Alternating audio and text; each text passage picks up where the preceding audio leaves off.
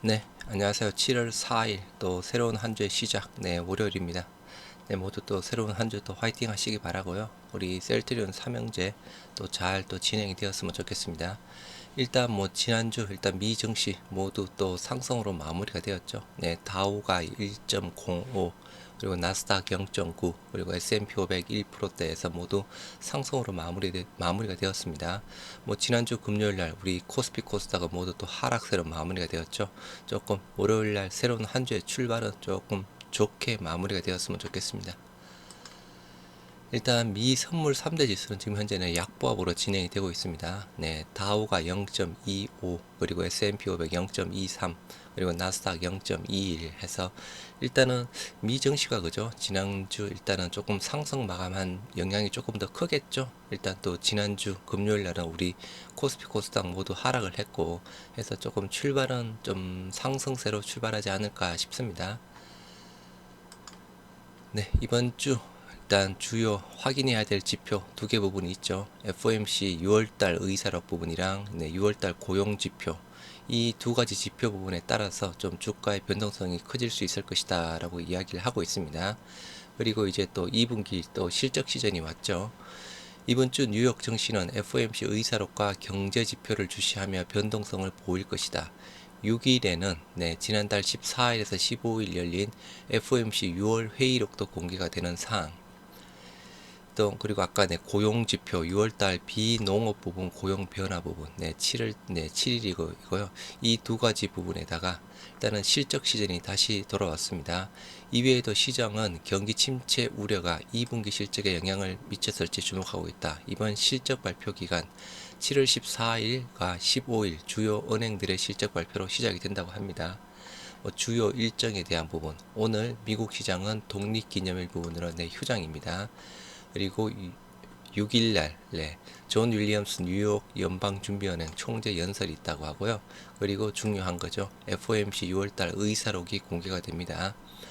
그리고 7일날 고용보고서 그리고 주간 신규 실험 보험 청구자 수 그리고 세인트루이스 여는 총재 연설이 있다고 합니다. 해서 일단 크게 아까 보셨던 대로 고용 지표랑 FOMC 의사록 역대급 하락의 BBIG 시총 지각 변동을 일으켰다고 하는데요.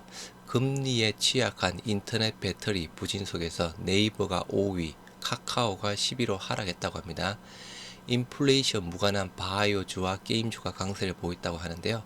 코스닥에서는 일단 그죠. 셀트리온 헬스케어가 코스닥 1위를 차지를 했죠. 연초 대비 BBIG 시총 변화 추이해서 네이버가 3위에서 5위로 시총이 23조 감소를 했다고 카카오 5위에서 10위 22조 감소했고 에코프로비엠 2위에서 약간 7위 8조 감소했다고 합니다. HLB 또 반면에 8위에서 4위로 올라섰죠. 카카오 게임즈 5위에서 3위로 3조가량 줄면서 올라섰습니다. 그래서 지금 현재 기준상으로 그죠. 그나마 조금 흐름 자체가 괜찮은 부분이 여기서는 HLB 부분이죠. 그리고 약간 카카오 게임즈, 하여튼 제약바이오, 인플레이션이랑 무관하고 금리 인상이랑 무관하고 유가 부분이랑 거의 무관한 부분이죠.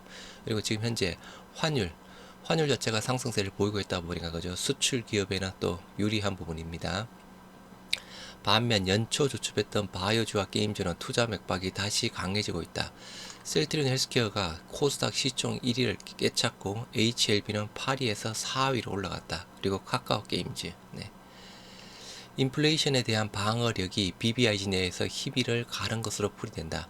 BBIG는 미래 성장을 주도하는 산업으로 주목받으며 코로나19 팬데믹 이후 유동성이 커진 장세에 수혜주로 부상을 했다. 하지만 인플레이션 압력과 금리 상승세에 따른 자금 조달에 대한 부담이 부각되면서 하락세로 가팔라졌다. 그 속에서도 바이오주가 많이 선방하고 있는 상황이죠. 일부 전문가들은 비대면의 수혜가 사라진 게임즈보다 바이오주의 방어력이 더 좋을 것으로 보기도 한다. 제약사 매출액에서 차지하는 순수 원재료비 비중은 20% 미만에 불과하다며 제조 원가에서 비중이 큰 감가상각비, 인건비 등은 유가 상승과 환율 상승에 큰 영향이 없다라고 하면서 바이오주가 매력있다라고 이야기를 하고 있습니다. 속보가 하나 나왔는데요. 독일에서 테슬라 차량 6만 대 리콜이 되었다고 합니다. 이 부분은 소프트웨어 결함이라고 하네요. 또 악재가 또 발생이 되었죠.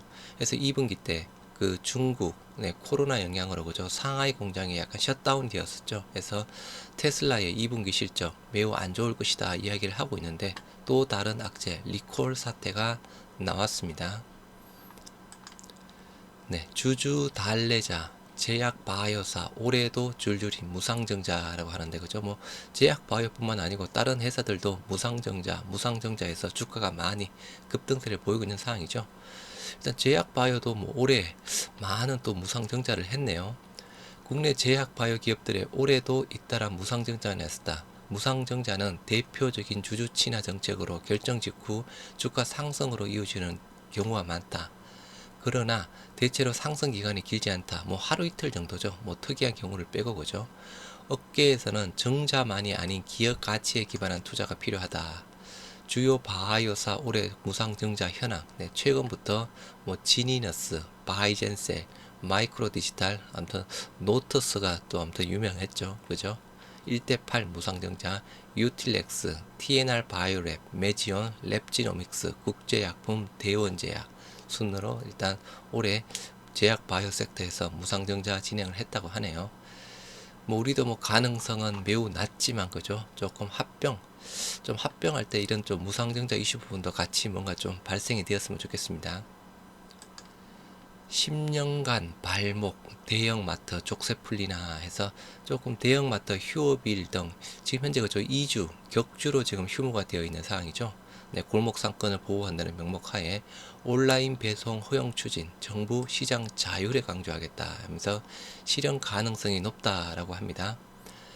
대형 마트의 성장을 가로막았던 유통 규제가 완화될지 여부에 관심이 모인다. 현재 정부는 의무 휴업일에 대형 마트의 온라인 배송을 허용하는 방안을 검토하고 있다고 합니다. 의무 휴업일에 격주로 휴무하고 있는 휴업일에 온라인 배송을 허용하는 방안을 검토하고 있다. 코로나 팬데믹으로 소비의 권력이 오프라인에서 온라인으로 옮겨간 영향이다. 시장 자유를 강조한 새 정부가 들었은 만큼 실현 가능성이 높다라고 합니다. 대형 마트 영업 규제 10년 소비자 인식 조사 결과 규제 완화가 필요하다라고 하는 부분이 67.8%를 차지하고 한다고 합니다. 10년간 발목 잡아온 족쇄. 대표적인 게 그냥 격주 부분이었죠.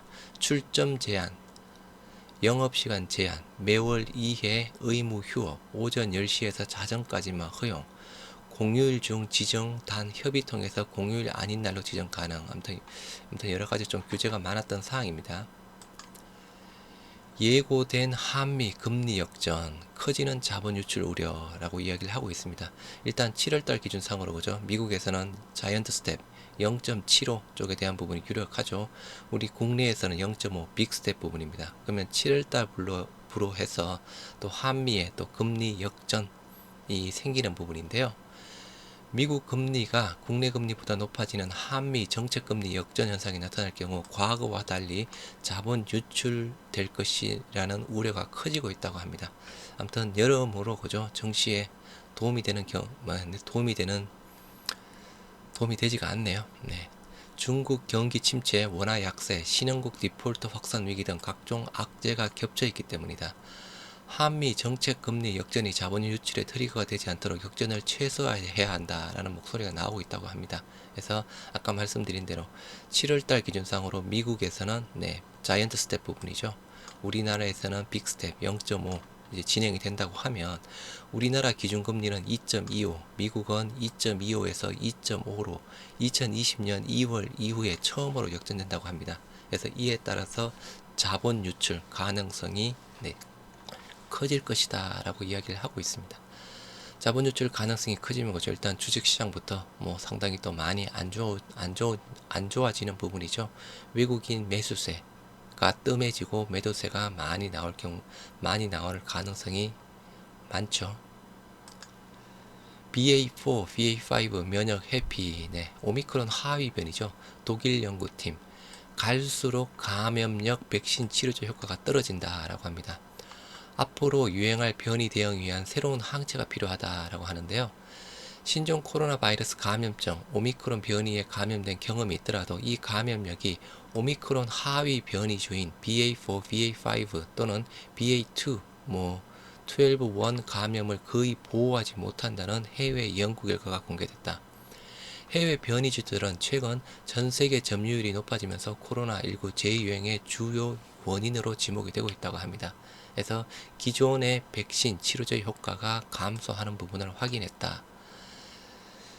카시리 비밥, 임대 비밥, 에테스 비밥, 그리고 틱사게 비밥, 레그단 비밥, 웹텔로 비밥, 소트르 비밥, 그리고 S2H97 등 알려진 주요 항체 치료제를 대상으로 코로나19 바이러스의 중화능 평가를 위해 항바이러스 활성을 나타내는 50% 유효 농도를 비교를 했다고 합니다.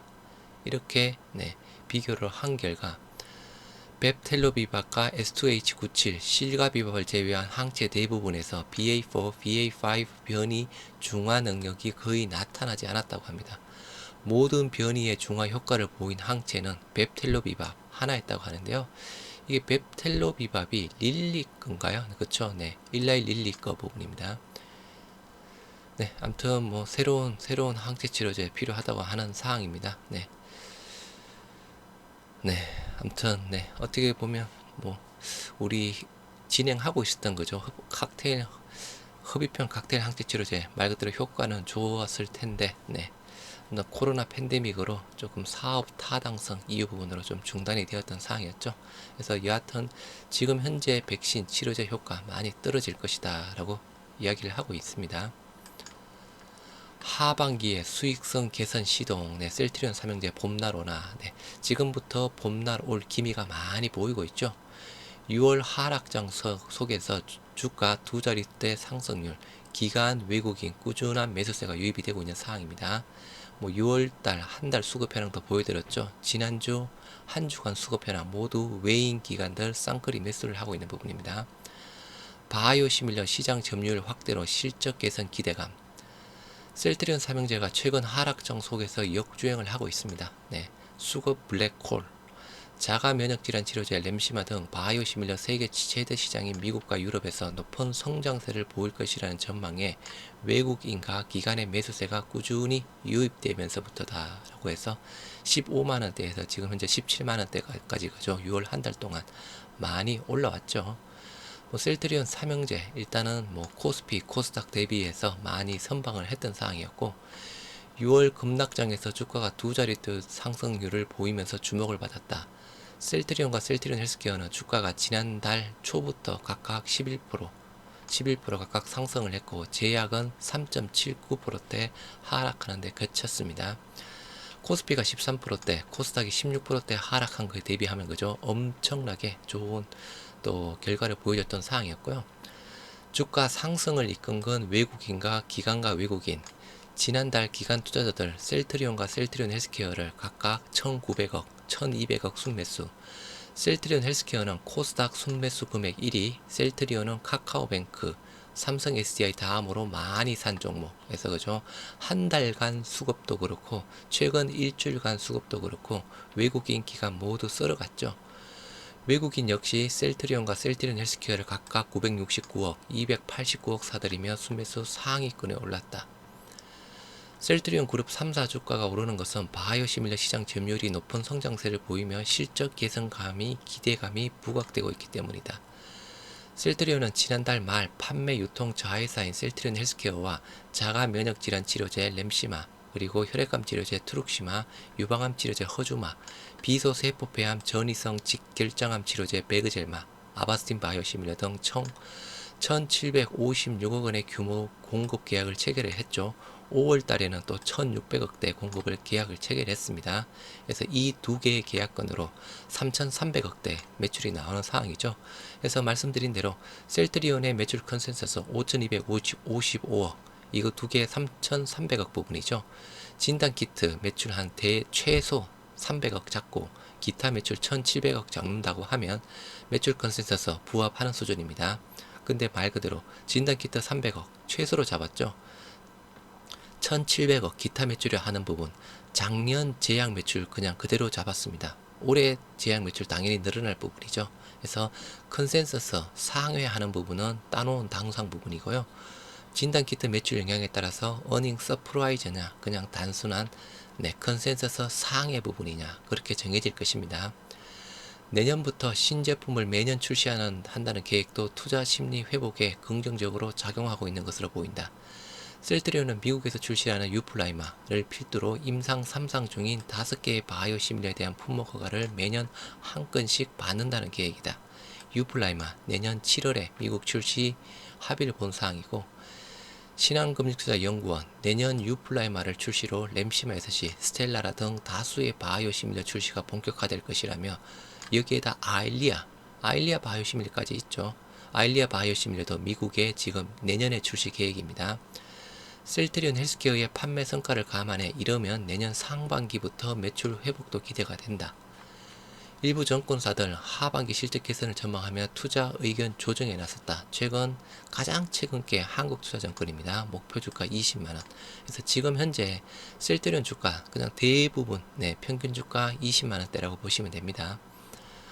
한국 올 상반기 마진이 적은 코로나 진단키트와 램시마 IV, 트룩시마의 약가 인하 등으로 인해 영업이익이 소폭 감소할 것으로 예상이 되지만, 하반기부터는 생선 원가 개선된 트룩시마와 허주마 매출이 반영되며 이후에 수익성이 개선될 것이다. 그죠? 여기에다가 또 헬스케어 기준 상으로 가면 직판 확대에 대한 부분, 스텔라라 아일리아 바이오시밀러 초도 물량 23년에 그죠? 미국 출시 계획이니까 물론 합병이 되면 큰 의미는 없는 사항이고요. 그래서 여러모로 호재가 대부분이죠. 악재가 거의 없죠. 찾아볼 악재는 거의 없습니다. 굳이 찾는다고 하면 악재는 그죠? 약간 또 블록딜 가능성은 희박하죠. 여러모로 호재가 훨씬 더 많죠. 환율에 대한 부분도 그렇고 그죠? 그래서 여하튼 또 7월달 또 새로운 한 주가 들어왔습니다. 출발도 좀 좋게 시작하고 마무리도 좀 좋게 마무리가 되었으면 좋겠습니다. 조금 미선물은 현재 아까 0.2%대 부분 빠지고 있었는데 그나마 조금 상승을 하고 있는 상황입니다. 새로운 한 주 또 모두들 화이팅 하시기 바랍니다. 감사합니다.